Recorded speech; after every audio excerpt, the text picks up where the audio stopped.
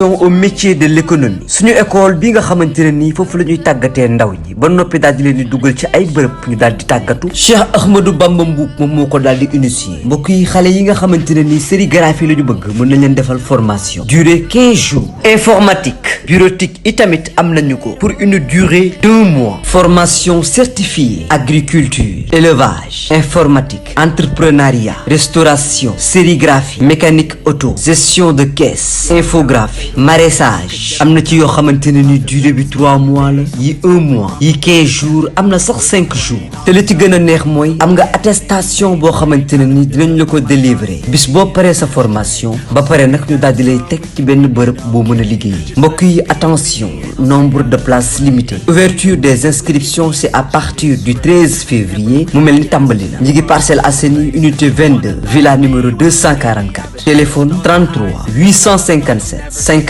19 77 460 37 37 institut bi moy dimbali ndaw yi ngir ñu am xey. Okay, maybe you could be the change I need today. I promise that I've never felt this way. I really hope that you will choose to stay through all the pain. I know you told your friend you're not okay. Papa Sow déggudu ko fenn fu muy liggéey mi ngi ci jàmbaar. ay revenu Papa Sow fan lay jóge. waaw loolu damay sawar dinaa sa wax nag ndax bon am na benn vidéo bu gars yi di véhiculer. ndax nit ñi moom nit ñi léeg-léeg dañuy xaw a doy waar daal ndax man bëgguma di wax loo xamante ni damay manque de respect ñenn ñi. ndax man bi ma ci déggee muy daw Kona laa gis mu wax ci. Kona bi daan bëre wala bii bëre bokk. ndax capitaine PK capitaine PK. waaw ñu bokkoon groupe WhatsApp PK nekk ku baax. PK nekk ku bien ku baax ku disponible daal capitaine PK. Kona bi mu nekkee def interview daloon na waa CNG mais dal la woon boobu xamante ni lu positif la woon ma dem koo sax félicité ko nag booy déglu naa sa wax ji. mais nice mooy bu ca boobu noonu. bi mu génnee nag mu wax lu mel nii ma déglu ko nag rafetlu ma ko dara ndax damay woo PK mais dama woo Yékini Junior depuis États-Unis waxtaan ak moom ci affaire bi. mu ne ma PK de ku baax la moom it comme yooyu quoi. mais nag nii wax ma ay xalaatam position am ak mu ñëw toogaat dama ne du ma ko wax dara ma toog mënoo ko muñ ma jël sama téléphone ma woo ko. jotuma ko ma war ko jotuma ko ma woo laajte kuy ménager ñu ne Max Mbargane ma woo Max Mbargane waxtaan seeg moom mu ne ma dinaa ko woo waxtaan ak moom. dem ba ay 17h moom mu woo ma Kona woo ma. ma ne ko mais Kona man dama gis nga def benn vidéo comme quoi Papa Sow toog muy dox nangam expliqué Sénégal amul yoon mënoo toog di fay ko 800 000 francs par mois. dama ne ko daf may jaaxal bu ne ma noonu li nga wax de laa wax ma ne ko noonu li ma wax dafa neex a xool ministre Amadou Ba. ci législatif la woon. c'était en juillet. juillet daaw ah. waaw Amadou Ba dafa ñëwoon seet si Mansour Parcelles ànd ak Alioune Ndoye. ministre de la pêche. waaw bi ñëwee taxaw c'était très clair ñu wax dama ne du ma wax ñu wax ma ne du ma wax après ñu ne mënoo waxal Amadou Ba moo ne waxal moo notre PM ñu ngi koy nuyu bu baax a baax. premier ministre. ma ne ko Amadou mu ne waaw ma ne ko est-ce que mës nga xam sama soxla. ci mbooloo mi ci terrain basket bi mu ne ma non. ma ne ko Amadou est-ce que mës naa la tiis sama soxla wala mës ma defal dara mu ne non ma ne ko loolu yëpp bu amee suñu rakk ji Mansour ndax mi def 5e jël tableau d'honneur Blaise Diagne maa koy ànd ak moom jëli ko 4e bi amee bi fem ñoo ko jëli bi ko papa mu yóbbu City Sport di ko jëndal ay dàll ak équipement lépp maa ak moom nit koo xamante ne da ngeen nekk mu nekk xale ba nekk mag te yàlla ko yar waaw te yàlla di ko dimbali te du si man rek de man magam laa mais képp ku mu àndal chaque fin du mois ci ñàkkam dina jël defar la ci loo xamante nii doo soxlaal ni dara mu wax ne man Amadou Ba man soxlaalu ma leen dara su ma leen indee fii c'est parce que de famille la nangam expliqué mais jëmm ji nangam ba ñëpp xam ne man dama ne man soxlaalu ma dara état ñëpp xam ko mais parce que gis na may ànd ak comme ku mel ne Pape Malick Ndour rek tax ñu bëgg ma dugal ci benn game boo xam ne Papa Sow day toog muy yomb quoi ma ne ko noonu loolu rafetul xam ngeen ne lii nii la demee bàyyi leen véhiculer ay messages yoo xam ne day yàq te loolu baaxul ñoom xam na ni moom Mansour Ba laay waxal mais ñu jël ne Pape Malick Ndour moo ma def lan chargé de mission di ma fay xaalis mais am na loo xamante ni bu doon am sax dama koy bañ man Papa Sow mënul dund ba toll ni mu dool yàlla teral ko yàlla suturaal ko muy doy di ciy ñàkk fay dëgg nit ñi nañu xoolaat seen ay toogaay ak seen ay wax ak seen ay langage am na xam bu Kona bu la ko waxee sax yow Kona am na nga xam Papa Sow nga leen sama mbokk yi mu ne waaw mu leen nga leen bu leen ci sori kii du dox ci lu ñàkk fayda du wax ci lu ñàkk fayda toog muy dox moom baaxul certes baaxul waaye nag sa rakk dem ba yàlla di ko dimbali te yàlla na gën a yaatu loolu yàlla na gën a mën lu mu mën ren bu déwénee yàlla na mën lu ko ëpp saa yu weer moog papaam yëkkati xaalis bu ñu yëkkati 10 millions di ma ko jox yoonu mi def newu ci seen ñàkk la Macky Sall mayu leen ko Abdoulaye Wade mayu leen kenn mayu ko ku leen xam ci liggéey nga leen xamee ak ñàkk te lu ñu am bokk ak doomu aadama yi léegi pourquoi duñ bokk ak doomu aadama yi seen wërsëg dañ fa war a nekk rek jël seen xaalis seen poche ay compte bancaire boo deewee yaa perte dëgg la ku ne li muy def nag xam nga nit moom buy def lu baax man de li maam Père def wala Mansour ba de def ñaan naa yàlla mën ko mën di ko defal ku ne ku nit ku baax moom boo gisee ñu def lu baax da nga ci yow it nga yàlla mën na la ko nga koy def ndax lu baax la loolu nag Kona laa waxoon dinaa ko wax ndax bon léeg-léeg tamit ñoom politique bi dina dugal ci loo xamante ne nii dañuy wax ba yàq doomu aadama bi mais loolu baaxul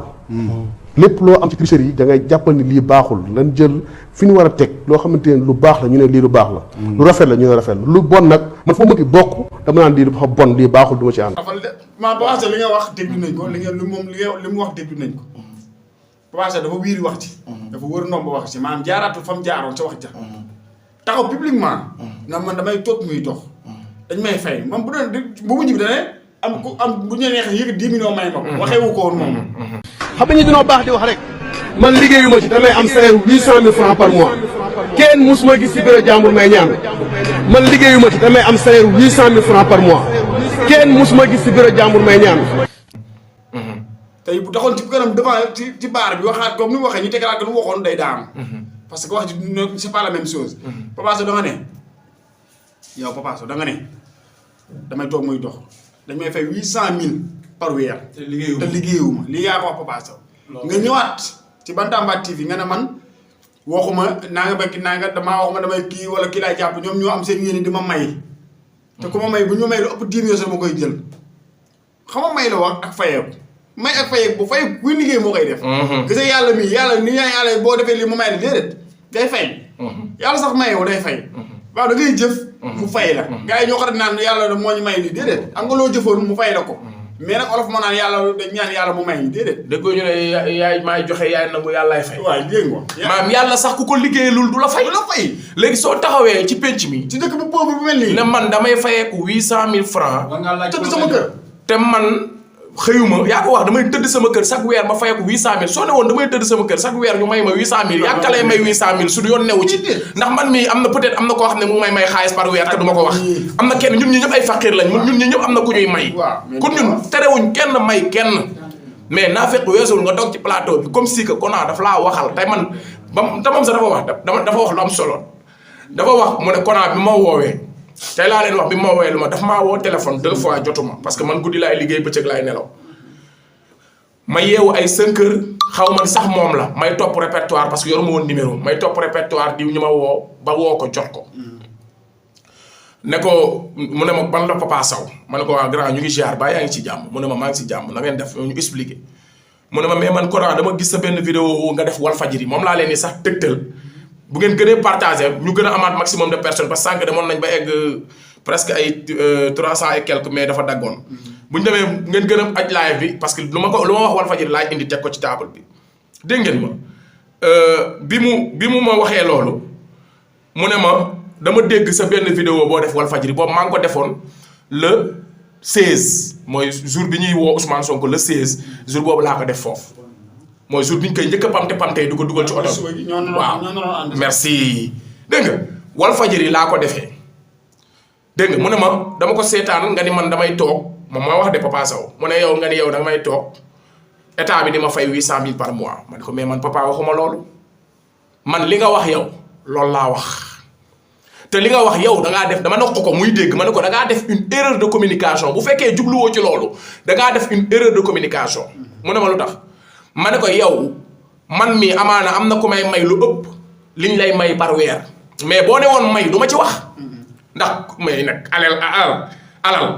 jëmbat fa nga loolu dénkaane fa la doy kum neex nga may sa alal kum neex nga taal ko man koowuma wala ñun koowuñu koo boo xam ne da ngay taxaw naan man diw daf may 800 000 ñu ciy kaas lu suñu yoon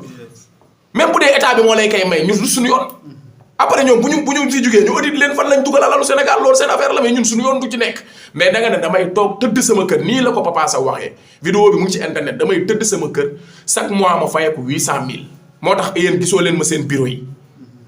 ma ne ko nag loolu baaxul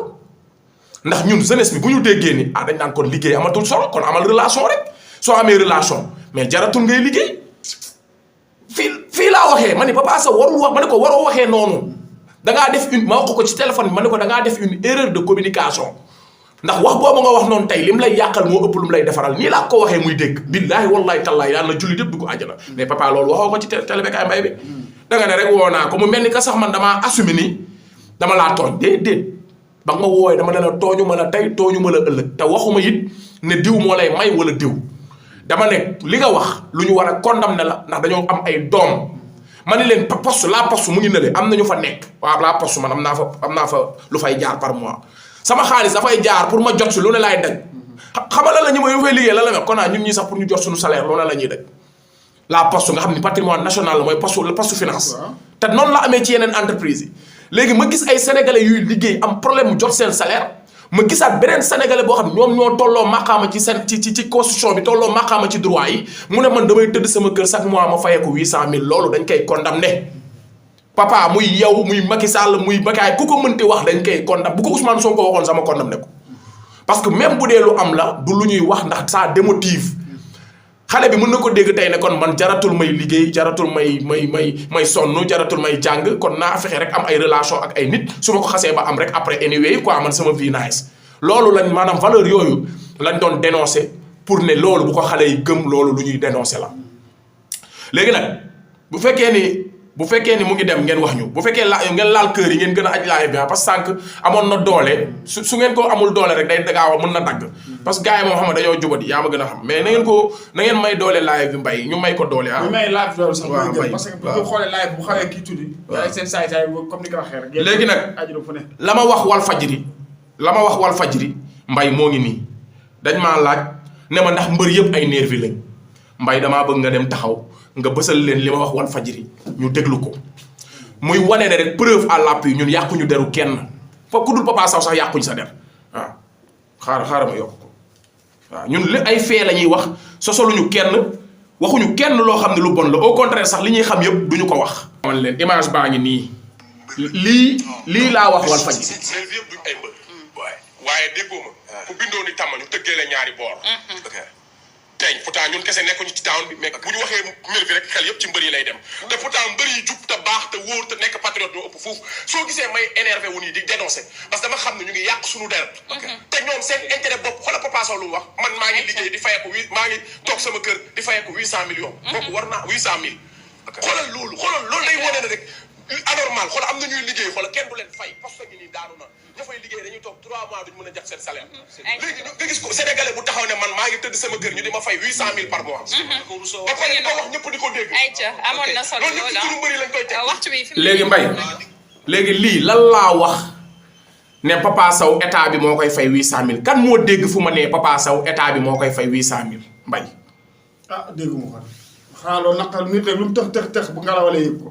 kan moo dégg fu ma waxee man Kona wax ni Papa Sow état bi moo koy fay 800000. ma ne nit lu mu tëx bu ngelawalee si suuf yëg ko. kon yéen kenn déggul bi fu Kona waxee ni carrément ni da ngay tëdd sa kër. état bi di la fay 800000 waxuma ko. yow yaa wax damay tëdd sama kër. état bi ma fay 800000 si moment bi. non waxul sax état bi. kii bi moom dafa ne dama tëdd sama kër chaque mois. waxul kenn sax dafa ne man li ma vidéo bi ma seetaan. dafa ne man damay tëdd sama kër chaque mois ñu may fay 800000. waxul ku ko koy fay wala boobu bu ko waxee dégguma ko. teg ci namu ma dara. nam ne sax yéen bu ngeen gisee du ngeen ma gis may ñëw seen bureau loolu moo tax. léegi ñun nag ñuy dénoncer acte bi. ne Sénégal warul am ay sénégalais yu darti di daw suba ngoon te duñu am lu ñu jóbbu seen kër te dañoo am contrat di ñu war leen fay duñu leen fay tey mu ngi nii barki démboo Njaay seteer la fa xew jigéen ji nga xam ne dafa toll diggante tubaab bi dàq ko jaay ko doole jël ay droit am bañ a renouveler contrat am ñu gis benn sénégalais bu taxaw ne man damay tëdd sama kër chaque mois ñu fay ma 800000 ñu gis enseignants yi chaque jour dañuy grève ngir ñu leen di jox seen i indemnité loolu dañ koy dénoncer Papa Sow. mais man sama doom am na 7 mois ba léegi benn ñàkk la ñàkk ndax hôpital la ñuy grève. léegi loolu bu demee ñeneen dañoo grève. Papa Sow fexe ba ñàkk fii ci commune Touba moomu leen nit ñi ba di def te kenn du ko wax moomu leen nit ñi man toroxul man tuumaaluma la waxaluma la li loolu yow yaa ko waxal sa bopp xëy na yow yaa xam état bi lu ngeen di séq mais man li nga wax laa wax bañ na ko ba bi ma woowee téléphone dama ne la Papa Sow nga ni ma naam ma ne la li nga ma wax donc laa wax yow yaa wax ci penc mi damay tëdd sama kër te vidéo baa ngi ci mbeddem ci dëkk bi damay tëdd sama kër chaque mois ma am 800000 loolu laa dénoncé waxuma nag dénoncé wu ma ko la koy jox parce que xaw ma ko dénoncé wu ma ko la koy may waxuma loolu boo ne woon may du ma ci wax waxuma état bee la koy jox waxuma Macky la koy jox waxuma Pape Malick Ndour la koy jox te boo amee audio boobu wala vidéo boobu yóbbu ma ci yoon kon boo toogee Bantamba TV di ma fenal loolu amul li nga wax amul. papa même moom jour bi mu lay woo man dama ko fekk si néeg. dégg nga téléphone nga ma woo jotuloo ma man bi may. nga ko carrément kon yaa def erreur de communication. ma ne ko yaa def une erreur de communication. dañ ma koy may du ma sax wax. parce que boo waxoon dañ ma koy may du ma ci wax ndax man amaana am na ku may may lu raw lañ lay may par mois. ndax ñun ay fakir lañ dañ ñuy may nii laa ko waxee. Max Mbargane woo na ma ndax Max la woo bi ma wooyee jotuma Max la woo. Max bi ma wooyee ma ne ko Max demal nga seetaan li ma wax. mu ne man de xam naa la doo wax loo xamut parce que Max moo ma yar waaw xam na man may kan xam na man du ma caaxaan te du ma fen ma ne ko li ma wax dafa leer Papa Sow moo génn ci penc mi ne day tëdd këram chaque mois mu fayeeku 800000 ma dénoncé loolu mu ne ma bu dee loolu la dee tooñoo ko ma ne ko demal nga déglu Max bi nga ko dégloo dafa ne ma ay li yéwén waxoo ko du xoo ko loolu moom dafa ne nag man damaa ne état bi moo koy fay 800000 waxuma loolu je n'ai pas dit ça man tuddoo tudduma tur damaa dénoncé acte bi ndax suñuy doom waruñoo gëm ni kon war a am relation ci dëkk bi mooy tax doo liggéey kon doom sa doom boo ko jàngaloo mën na ne man jarul may jàng parce que naa xeex rek am relation boo nee sa doom demal nga liggéey danaan jarul may liggéey naa fexe am relation ndax su ma amee relation dinaa mën am xaalis te du ma liggéey te loolu la ñuy dénoncé ba pare am ay sénégalais yuy liggéey am contrat te duñ leen fay ñuy sonn ñu gis sénégalais boo xam ne danaan damay tëdd duma fayee ko loolu dañ ko war a dénoncer Békaye loolu dama koy dénoncer Papa Sow ça ne veut pas dire que ta personne m'intéresse ta personne ne m'intéresse pas sa jëmm amaluma njariñ mais damay dénoncer ay acte damay dénoncer ay lu jaaduwul ku mu mën a dal bu doon ki sama mbokk moo ko dal sax dama koy dénoncer beneen bi yow man am na lu ma xam ay man politique gu ma mais yow Papa Sow yow yaa toog waxal sa bopp yow yaa waxal sa bopp ne da ngay liggéey ak man ma ngi si fin bi gisoo ma naan waa ñoom Kona bu dee dañuy seen politique bi war nañ ci seen politique. warul tax seen politique yàq nit. mais man papa yow yaay politique yow yaa taxaw assumé ne yow Amadou Ba ngay jàppale yow yaa taxaw assumé ne am kii Pape Malick Ndour ngay jàppale yow yaa taxaw assumé ne Macky Sall su bëggee 3e mandat nga jàppale ko ci te pourtant taqee ci même plateau boobu la toog di woote jàmm. pour ñu jàmmal Ousmane Sonko réew mi Békaye Mbaye dagg ko ne day couper micro yow nga toog fa pendant 30 minutes di wax ci man di wax ci politique di wax ci say projet te Békaye Mbaye daggu la di la poser ci politique ñoom ñëpp toog c'est une honte ce qui se passe dans ce pays cette discrimination et cette crise de valeur booy bi pourtant mbër mu ndaw la taqe waaw mbër mu ndaw la dañ koy toroxal nii laa ko waxee ma ni bu mbër mu ndaw toogoon foofu di wax loolu Békaye du ko dagg bu mbër mu mag toogoon foofu di wax loolu billaahi Békaye du ko dagg te li koy firndeel mooy Papa Sow sa lendemain ba xaw ma sa surlendemain ba dañ koo may plateau spécial mu toog papa man loolu bu ñu ma ko mayoon li la Békaye Mbaye may suñ ma ko mayoon bu ma waxee ñu bàyyi àddina toog fa di waxul nervi yi sax tontu woo ci liñ lay laaj doo ko tontu te ñi lay laaj duñ ne la liñ lay laaj tontu woo ci ndax dañ laa ragal wala dañ laa favoriser wala dañaa bokk ak yow camp mais liñ la laaj ak li ngay tontu c'est diamétralement opposé mais heureusement sénégalais yi am nañ xel mbirum nervi yi tontu woo ci lu leer mbirum damay toog muy dox tontu woo ci lu leer ndax ba may toog muy dox bi yow yaa ko waxal sa bopp du Kona moo la ko waxal yow yaa wax ci penc ñëpp di la dégg nga damay tëdd sama kër chaque mois ma fayeeku 800000 ma ne la loolu jaaduwul yow nag nga ñëw naan man maa ne état bi moo la koy fay man waxuma loolu waaw léegi nag victimiser bi ne waaw nañu xool Kona bu ñuy waxati même seen politique bi léegi man nee na man politicien la comme li Zarko defoon xam nga Zarko dafa génnee booy Kona nañu dimbali lamb bi muy politiquer xëy suba def conférence de presse di appelé Amadou Sall xam nga yàlla mooy àtte Zarko dafa taxaw wax ma loolu xëy suba defal boppam conférence de presse ne Amadou Sall lay jàppale na ñëw jox ko xaalis mu jàppale jeunesse bi léegi nee nañ man Kona may politique te xanaa man su ma doon politique dinaa ñëw ci camp pouvoir bi lekkal ma lekk bi jox ma téye man su dee damay politique sax maa leen tane man politique sociale laay def politique askan bi laay def damaa féeteeg askan bi féeteeg ki ñuy néewal doole féeteeg ki ñàkk alal féeteeg ki ñàkk doole féeteeg ki ñuy bundu xatal même su ma dee politique maa leen gën nu may politiquer ndax politique gu ngor laay politique te la politique c'est l'art de bien gérer les affaires de la cité képp koo xam ne jullit nga te sa dëkk ñor la jàppal ni yaa ngi politique kon politique du lu bon Machiavel yi nag ñoo ko diaboliser ba képp kuy sénégalais jàpp nga ni politique lu araam la politique lu bon la politique salté la politique fen la politique wor la mais Ousmane Sonko dafa ñëw wan ñu dëgg-dëgg lan mooy politique wan ñu dëgg-dëgg lan mooy don de soi kon ñun ci loolu lañ nekk kon même bu dee da ngeen ma taxé de politicien garaawul j'assume donte bokkuma passif te su ma nekkoon politicien je l'assume parce que maa leen ëpp fit fuuf maa leen gën a wowle fuuf waaw su ma nekkoon politicien naa ko assumer du ma làqatu comme yéen mais comme da ngeen may féetale Pastef j'assume man bokkuma Pastef mais damay jàppale Ousmane Sonko damay jàppale néew du doole yi damay jàppale sénégalais yi lot bu dee ku mu naqari nag bu dee nag alal moo ma dugal ci politique comme yéen damay ñëw ànd ak nguur gi mais yéen ñi ànd ak nguur gi bàyyi nañ leen ngeen ànd ak nguur gi ngir yàlla may leen ñu jàmm dama leen ko ñaan rek ngeen man bañuma kenn ànd ak nguur ku mu neex nga yow toog nga ni 3e mandat ni mu araamee ci Sénégal ni mu saltee ni ko deretu gor nangutee ni mu tilimee nga taxaw ne Macky bu ko bëggee nga jàppale ko si yow lan nga desel askan mën a yóbbu Sénégal papa yow askan wi nga xamante ni tey 11 personnes ñoo dee 2011 ndax lan xeex 3e mandat Macky Sall taxaw fépp taxaw wax nit ñi ne moom gor la ñu wax ko suñu caution mu leer na le Macky su bëggee 3e mandat bu dee benn bakkan la dina rot nga taxaw ne su ko bëggee nga jàppale ko si ba pare na danga may yàq man quoi. parce que 800000 lay bañ mu dagg xanaa parce que 2011 boo leer man boo ma bokkoon na ci ñu doon xeex Abdoulaye Wade ngir mu bañ 3e mandat. léegi comme yow yaa nangu ko Macky Sall y a quelque chose. comme yow yaa am sa liberté. y a quelque chose. toog si plateau da ngay wax dëgg bi ñun am nañ ay écho.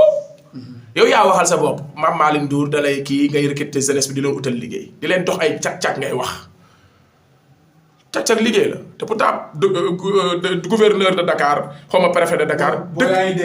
décret la bind tere woon cag-cag ci digg Dakar. jeexal booy rek ne buñ fi def transport cag-cag day delloo ginnaaw taximan yeeg yooyu décret bi ba tey mu ngi en vigueur te même gouvernement boobu ñoo jëlaat ay cag-cag di ko séddale ndaw ñi. waa léegi Papa Sow yow da nga ne yow da ngay jàppale état bi ñu dem ci ndaw ñu utal leen liggéey man keroog ba nga wootee man yëg naa ni da ngaa bëggoon yóbbu jàmm gën ministre bi ñu ne la bu mu fi ñëw waa kër cité yi ne la bu mu fi ñëw ndax ku ñuy jiñ dëmm doo séddoo yeelu gone man kilifa gi wax na ak man te bi ñu waxantee wax na ma ne ma bi nga wootee muy defar cité defar këru Fodé bi nga wootee ne yaa ngi fay ñëw bëgg a ànd ak ministre bi dañ ne la bu mu fi ñëw. yëg naa ko dañ ne la bu mu fi teg tànkam parce que ñun politique guñ bu mu fi teg tànkam parce que li xewoon rek romb na waa kër cité yi ne la bu mu fi ñëw kilifa gi ne la bu mu fi ñëw te wax na ma ko jaru may wax turam yëg naa ko da nga fa bëggoon ànd ak ministre bi mu ñëw toog caméra yi génne parce que da ngay politique. yow la ñu jël yow Papa Sow la ñu jël mbër bu jeexal yow la ñu jël léegi yaay seen roue de secours quoi foofu nga war a xam ne nguur gi jeex na. yow bu fekkee ne Papa Sow da nga ne yow yaay utal jeunesse bi liggéey Papa Sow yow amoo association formation des lutteurs amoo association buy former ay lutteurs liggéeyoo 3PT liggéeyoo ANAMO yow amoo dara loo teg structure maanaam bu doon da nga yor fondation sax war a yor structure boo xam ne dafa yëngu ci wàllu ndaw ñi sax bu ñu la jëlee pour nga utal ndaw ñi liggéey mu nag xel nangu ko mais yow ñaata nit la fi am formation ay nit 3FPT defal leen formation ñii ñu am ay kii yor seen am bëgg liggéey Papa Sow ñooñu ñu gis Bamba Mbuub nekk si làmb bu doon tey si Bamba Mbuub lañ ñëw sax bu ñu bëggoon liggéey Bamba Mbuub recruter ne xoolal dafa former 600 jeunes mooy suñu sponsor boobu di daw école de formation et des métiers de l'économie boobu di daw ci publicité bi Bamba Mbuub mooy moo am association et formation des lutteurs de l'insertion des lutteurs du Sénégal former plus de 600 jeunes waa léegi Papa Sow yow bu fekkoon Pape Malick Ndour recruter wul ñu bëgg liggéey dong la bëgg dafay dem ci ñiñ former ba pare mais du dem ay zanzala wak di dem ay dof ndayak ñuy dem ay ngay dem ay di woote ay booy di jox ay cag-cag dañuy dem jëli ñu am métier ba pare nga xam ne formé nañ leen ba pare ci sérigraphie technique de sécurité garde rapprochée technique de agriculture aviculture yooyu yëpp Bamba Mbuub dafa formé ay jeunes plus de 600 et quelques jeunes tey ibbi na institut tuddee ko institut pour les métiers de l'économie unité 22 fële Parcelles mooy suñu sponsor moom la ñuy jàppale machine bee ñuy monté moom moo ko yëkkati jàppalee ñu ko ci chaîne bi Bamba Mbuub man mii moo ma formé tey moom moo tax ma doon professionnel yor sama carte professionnelle kon état bi su fekkoon jeunes yi la bëgg a jàppale surtout jeune u làmb dafay dem ci Bamba Mbuub moomu du ñëw ci yow Papa Sow parce que formé woo benn mbër sa bopp ngay lijjanti ki nga xam ne nag moo fi nekk di liggéey waa 3PT ak DER FJ madame Abissey ak madame Sophie Diallo di liggéey ak ñoom muy Bamba Mbuub su fekkoon tey Pape Malick Ndour sérieux na emploi de la jeunesse moo ko ñor day dem ci Bamba Mbuub surtout nag bu dee ci wàllu làmb parce que Bamba Mbuub moo fi def lu kenn mës a def mooy jël ay jeunes former leen utal leen métier man mii di wax ak yow Bamba Mboup formé na ma jox ma carte professionnelle ma am diplôme attestation buy wane ni je suis un agent de sécurité boo xam damaa am diplôme loo xam ne su ma ko doon fay ay 400000 laay fay 500000 kon bu fekkoon état du Sénégal sérieux nañ recruter wuñ nervi recruter bëgguñoo jaxase jeunesse bi bëgguñu leen raylu parce que Jakarta ku koy jël di ko jox sa doom dalaa bëgg a rey